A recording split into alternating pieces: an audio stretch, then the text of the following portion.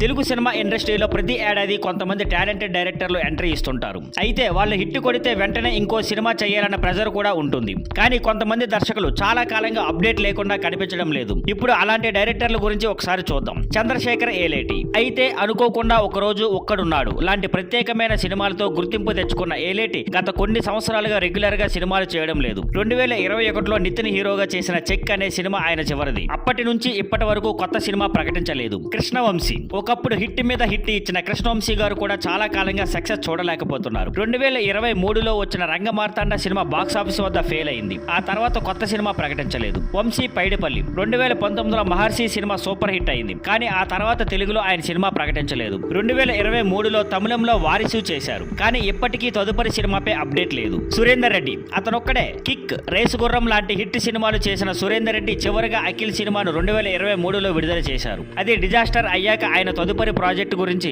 ఎలాంటి ప్రకటన ఇవ్వలేదు. శ్రీకాంత్ అడ్డాల కొత్త బంగారు లోకం, సీతమ్మ వాకిట్లో సిరిమల్లె చెట్టు వంటి క్లాసీ హిట్స్ ఇచ్చిన శ్రీకాంత్ అడ్డాల 2023లో పెదకాపు 1 సినిమా తీసి ఫెయిల్ అయ్యారు. అప్పటి నుంచి పెదకాపు 2 గానీ ఇతర ప్రాజెక్ట్ గానీ ఎలాంటి సమాచారం లేదు. పరశురాం గీతా గోవిందం లాంటి బ్లాక్ బస్టర్ తర్వాత మహేష్ బాబుతో సర్కార్ వారి పాట సినిమా తీశాడు. కానీ అది అంచనాలకు తగిన హిట్ కాకపోవడంతో ఆయన కెరీర్ మీద ప్రభావం పడింది. అప్పటి నుంచి కొత్త సినిమా ప్రకటించలేదు. ఇవాళ టాప్ లో చెప్పిన వాళ్ళతో పాటు కిషోర్ తిరుమల, శివ నిర్వాణ, మొహర్ రమేష్ లాంటి దర్శకులు కూడా చాలా కాలంగా కొత్త ప్రాజెక్ట్స్ ప్రకటించకుండా నిశ్శబ్దంగా ఉన్నారు.